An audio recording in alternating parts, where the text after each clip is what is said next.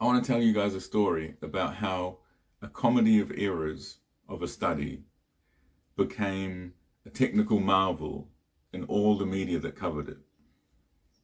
And I'm telling you these facts in this story simply from the study itself and what it actually recorded that no one apparently covered. So the study in question involves supermicrosurgery, which is really, really small surgery done by surgeons. Or in this case, they added a machine to assist the surgeons in one randomized group, and the other group was just the human surgeons alone. And they blinded it, meaning obviously they have to tell the patient what surgery they're getting and stuff like that. But what they were able to do was they do the operation, they've got the wound open, they can show the operation, they take a photo of it, and then they send that photo off to blinded evaluators. So surgeons who don't know which group the patient is in and how the operation was done, they look at that photo, evaluate it based on like how clean the cuts are and all those sort of things, how much collateral damage there is and all these things, to evaluate how good the surgery was using two different scales. There's 10 patients in the human group and 10 patients in the human plus robot assistant group. When it comes to the 10 patients in the human group, everything goes normal, without a hitch, fine. When it comes to the 10 people in the robot assisted group, for two of these people, I guess I should do it like this. For two of these people,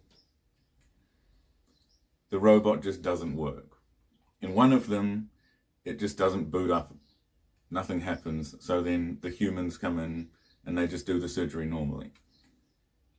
In another one of the patients, during sterilization process, the robot breaks somehow. So there's another one who had to just not use the robot assistant.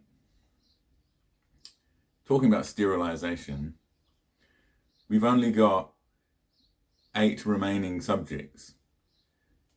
2 of these subjects get infected during the surgery. Again, among the human control group, nothing bad happened, no adverse effects. So we've got 6 left who haven't, the computer hasn't crashed, the machine didn't break, they didn't get infected, they just got apparently a normal surgery. And now we've got 12 in the human surgery because they've had to move them over. But okay, whatever. The comparison that is meaningful that we need to make is not between the patients before they had the operation and after they had the operation, because the fact that they're doing the operation to begin with shows that they think it's going to work and have a good effect. The real comparison to make is between the robotic assistant and the human-based surgery. That's what the experiment was designed to do to begin with, but it's very clear that the researchers don't actually want to make that comparison. Because what happens when you get these patients who had the robot assistant surgery and compare them to the normal surgery? First of all, the robot assisted surgery took a lot longer. It's not a big deal, but that did happen. When it comes to the blinded evaluations done by surgeons, the surgeons consistently said that the operations done by the robot assistant were worse than the ones done by just normal plain old humans. Now, you might think it's such a small study, well, it probably won't receive statistical significance anyway, because you've got so little to work with that probably you won't be able to prove that the robot did worse than the humans. That's not the case. You can show with 0.001 p-value that the robot assistants wasn't assistance at all. It was just impeding the surgeons and making them worse. That's a bad result. But what are we going to do about this? If you read the abstract of the article, they address this by just failing to mention that this happened.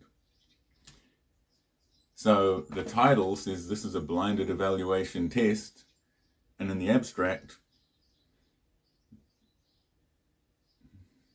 just forgot about that whole aspect of the study. In the discussion, in the conclusion, forgot about that. In the body of the text, if you read the results, it's there. It's just a sentence, just the necessary details, and it's totally skipped over.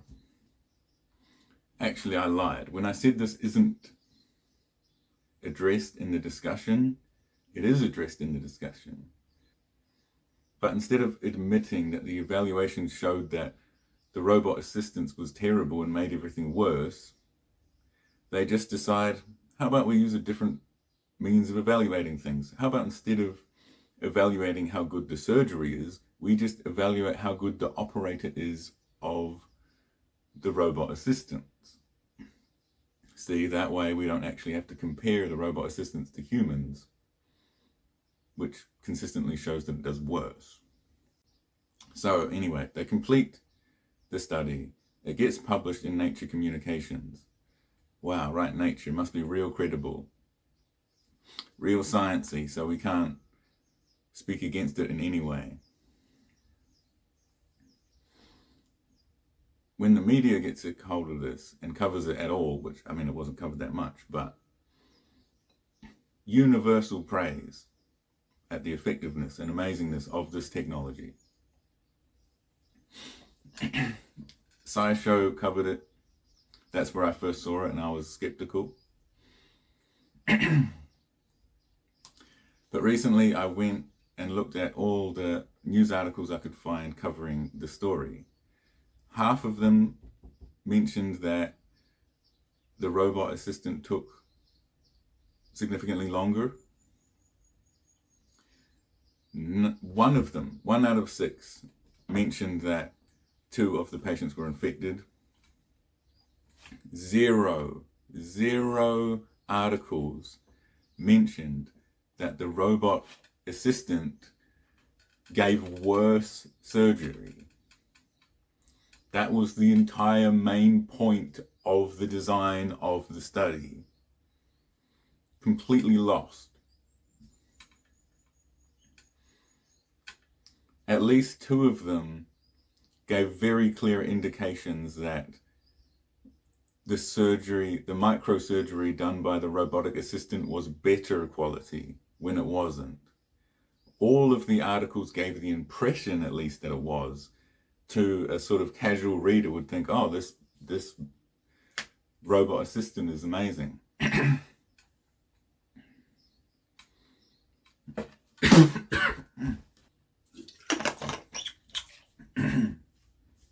Excuse me.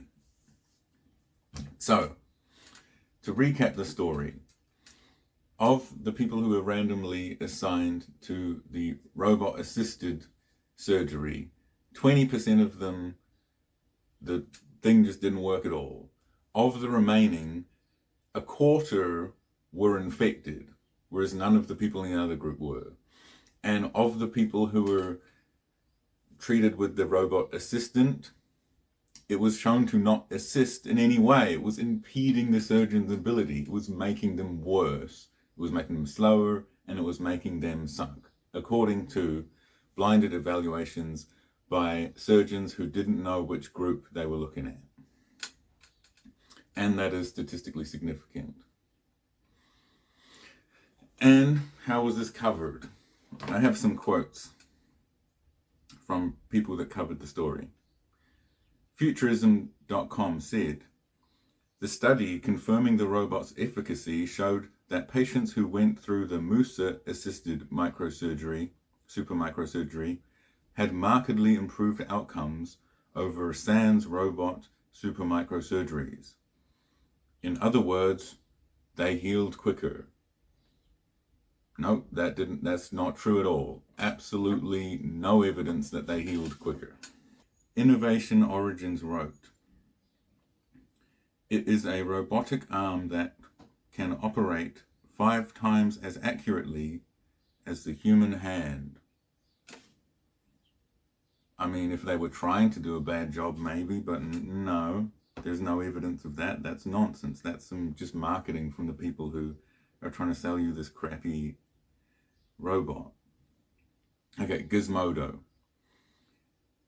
The evaluators considered such factors as the quality of the connections and the length of time required for the surgery, both of which were compared to manual surgery. The quality of the reconstructed vessels were very good and indistinguishable from manual surgery. No, again, not true at all. They were distinguishable from manual surgery. It was statistically proven with a p-value of 0.001. They were worse. It's an emperor's got no clothes scenario. Nobody wants to point and say, hey, this sort of sucks, doesn't it? This is actually shit. Because when you're dealing with scientists and science, the moment you criticize it's got to be, oh, you're the one who's stupid. Anyway, I'll leave a link to the study if you want to read it yourself. And I'll leave a link to Sci Show, who also covered this study and made it sound like it was really amazing also. We're just coming up against that whole contradiction where science is about being skeptical and questioning and validating things. And so many people who are promoting science want you to be uncritical of science. And it's very easy to exploit. And that's all I got. Stay skeptical.